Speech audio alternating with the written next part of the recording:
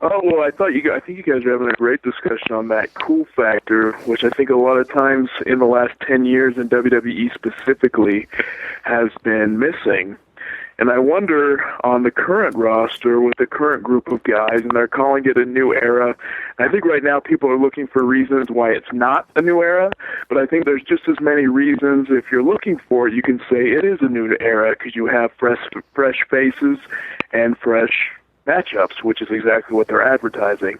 But on today's current roster, I wonder what both you and Kevin think.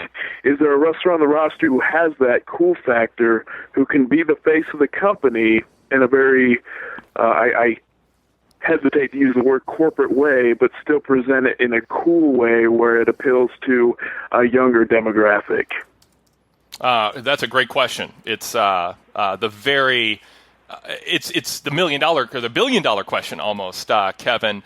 The Venn diagram is what WWE is looking for. Somebody who's cool and corporate, and there's an overlap. Not so much that fans catch on to it, not so much that corporate can't really deal with them. There's enough of an overlap that they can actually serve both purposes, and that's been tough for them to find.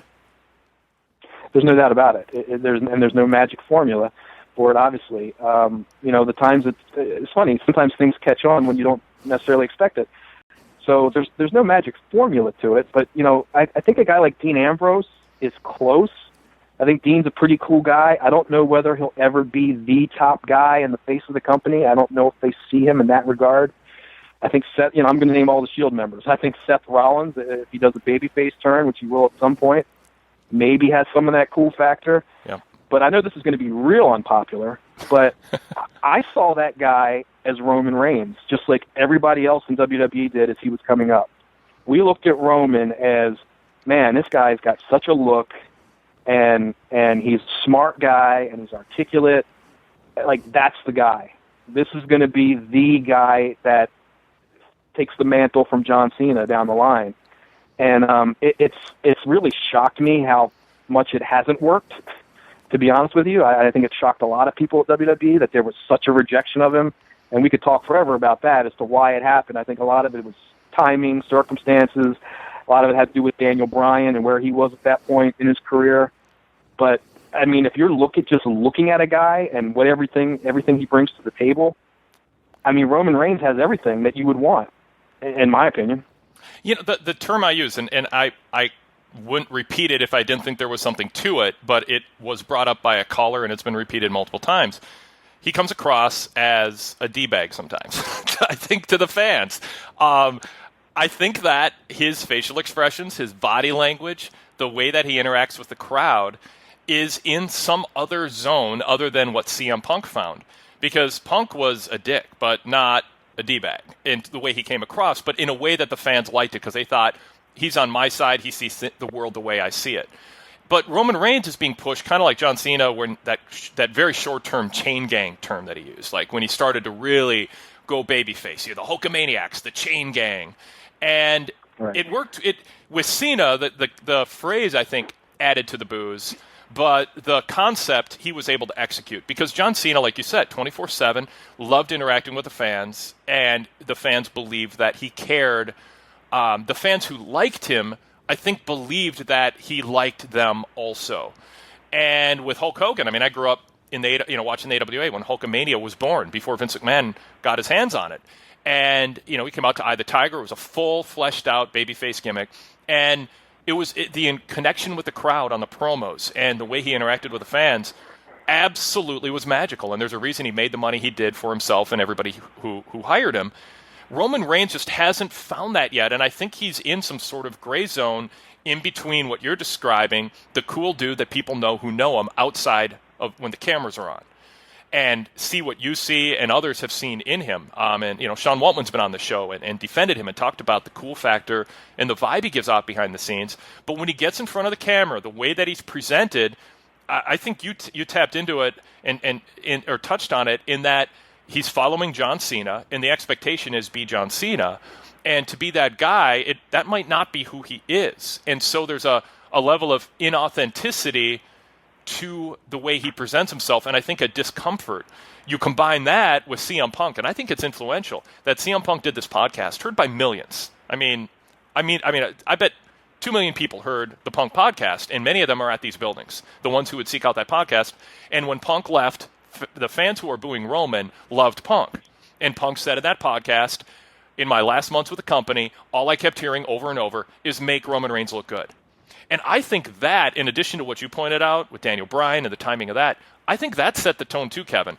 That people looked at Reigns as, oh God, we were waiting for the Cena era to end, and now we're getting another Cena. This guy got picked over Punk, and when he comes out to the ring, he gives off a vibe that he's not one of us, and he doesn't want to be one of us. So, that's my little synopsis. I think Roman is going to make a lot of money for WWE, but it's been a rocky road, and I don't think they've fully found his lane yet. I agree with just about everything you said, and it's still a rocky road. It's still a work in progress. I still believe, and maybe it's naive on my part, but I think ultimately he's going to get to where a lot of people in WWE, myself included, think he can get. It's funny that you should say he kind of comes off as a D-bag, because it is a disconnect with I've had the fortune of actually working with Roman behind the scenes and interacted with him, and nothing could be further from the truth. I mean, he's look, there are a few D-bags that were there. Punk was one of them, right? A couple others. Yeah. But Roman was not one of them. All three of the Shield guys just had such great work ethics and were so easy to work with and wanted to succeed and aspired for greatness. But we're all confident, three confident guys, but not guys that felt they were above anybody or that they, wouldn't take advice or couldn't take direction. And I think with Roman, I think Vince saw the character as well as kind of a cool, badass type character, and not a pandering babyface. Like, not a guy who's going to come out and, certainly not antagonize the audience, but he didn't want to be a guy. He didn't want Roman to be a guy who was out there necessarily with a huge smile on his face all the time and pandering and cutting funny promos, which Rocky Maivia, which I'll get to in a second, is that to help him get over later, it's like Vince was like, God damn, we got to let people in. And not, then Vince took over scripting his promos, and he's saying suckering succotash, which you could clearly tell was just going to have the opposite effect, and that Roman was very uncomfortable doing that, and that's not at all who he was, or that was not in his comfort zone. So it's like, I don't know, people don't want to get behind a pandering babyface, so you kind of give him this cool, badass edge, but then they don't like that either because you're not letting him in. So I don't know what the right formula is with Roman. I feel like the talent's there, the work ethic's there, the people are still, the people in positions of power are still behind him. I think ultimately he's going to get to that spot. But I don't see a better guy in WWE right now. If you said still to this day, look on the roster and tell me who's best suited to carry the mantle when John Cena steps down as the face of the company, to me it's still Roman Reigns. Well, and I don't know who I'd even... Well, that's the big question. What you were about to say is, who instead of Roman? And that's the question that I've never had a confident answer for. I've got alternatives.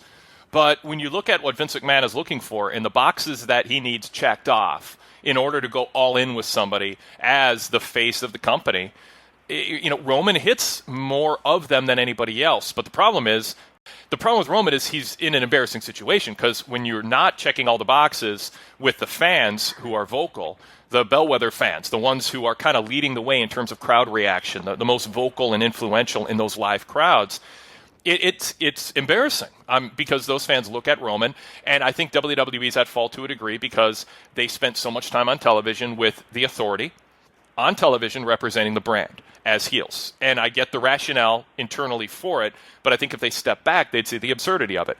And the pitch is support WWE, make these two jerks on television richer and able to gloat even more about the success of the company. It's such a contradiction, but their idea was, well, wink, wink, we only play bad guys on TV. Well, if that's the case, then the heel heat won't work. It's totally counterproductive, because then you're asking people to watch wrestling on a meta level across the board. Not, that's one thing for the, a 5% slice, but to ask the masses to support a brand that's run by two jerks who are doing everything they can to be condescending on television week after week is rough. So then you have them talking about picking the face of the company, and they brought an awareness to something that shouldn't have been given a lot of attention. So now you've got a whole fan base, Kevin, who are thinking about, that's right, part of enjoying wrestling is, as a fan, being part of the process of picking who the next face of the company is going to be. And you reject Daniel Bryan, who the fans loved, and you put Roman Reigns in that position, and on top of it, Roman Reigns splits off from the Shield, but he keeps the music, keeps the entrance, keeps the ring gear, and gets the push, when the perception among the most ardent fans of the Shield were that Seth Rollins and Dean Ambrose were carrying his green ass for a year and a half. That said, I think more things were circumstantial and out of his hands that got him off on a really bad foot. But as I said with Steve Austin on Monday, and Steve believed it, he's really come a long way. He can carry his end of a really, really good match with world-class workers. And he hasn't gotten to the point where he can have a great match with somebody less than him in the ring. But not everybody could have the matches that he's had with Lesnar or Bryan or AJ Styles. No question about it. And when the other night at Payback, I heard fans chanting, "You can't wrestle, Adam." Ugh. And it's like, I was saying to myself, I hope you don't really believe that. Like, I hope that's just trying to get yourself over, in the crowd and doing that because you think it's cool. But if you really, as a fan, as an observer of this business, you believe that Roman Reigns can't work, then you're an idiot, because he obviously does know how to work. It reminds me of the whole thing with John Cena. It's like, how many great matches does this guy have to have before you say, you know what, he's pretty good? Yeah. It's just there's a track record. And when Roman Reigns steps up on the big stage, when at a pay-per-view main event, and yeah, I know he's working with great guys like AJ Styles and Daniel Bryan and so forth, but to your point, he's holding up his end. Roman Reigns knows how to work, and I don't think he's nearly as bad as people say he is on promos. I know I sound like a Reigns apologist, but I just really feel like he has all the tools. And I'll go back to the Daniel Bryan thing. I think that was a huge blunder to have Daniel Bryan return for the Royal Rumble. If we would have just held off Daniel, coming back until after the Rumble, I think it would have been a different set of circumstances, because it doesn't matter if it was Roman Reigns or anybody else that was in that position to win the Royal Rumble. It wasn't Daniel Bryan. And I think whoever won it was going to be put in a really, really bad spot. And Roman Reigns was that guy. But look, I could tell you that Vince was, say what you want about him, but Vince was very cognizant of not shoving Roman Reigns down people's throats as he was ascending. There's no doubt about it. When the Shield came up, the long-term plan was, internally, Roman's going to be the guy. But we didn't want to make it that obvious, and we wanted to bring him along slowly, give him big moments in matches that people would pop for. Have him team up with Seth and let him learn as he's working with Seth. And that was the whole idea of, and Vince every now and then would say to us, once we started to break him off the Shield a little bit, it's like, we're not pushing Roman too hard, are we? And we would give him our honest opinion. And he wanted it to feel organic, that he said this in these exact words. He wants it to feel like the fans are making him, not the company. And for every intention that he had and all the effort that went into it, Vince's worst fear of making it seem like we're pushing him down people's throats is what happened. And I think the whole landscape has changed. To your point, the fan base these days, they're not going to accept the guy that the company gets behind. They want to feel like they have a say in it, and they're a lot of times going to pick guys that they know the machine won't. A CM Punk, a Daniel Bryan, guys like that. They want that say. And I can also point to you to, like I said, live events and things like that. Roman Reigns gets a great reaction from everything I've heard on live events, where you don't have as many hardcore fans and you have the casual fans. The perception that you said of Ambrose and Rollins are carrying his green ass, I think that's smart fans, and that's people like us maybe try to see those things. Casual fans, I don't think, look at it that way at all. They looked at it as, man, that guy's a badass. Like, he could kill anybody. The other two guys are probably lucky to have him as they're on their team.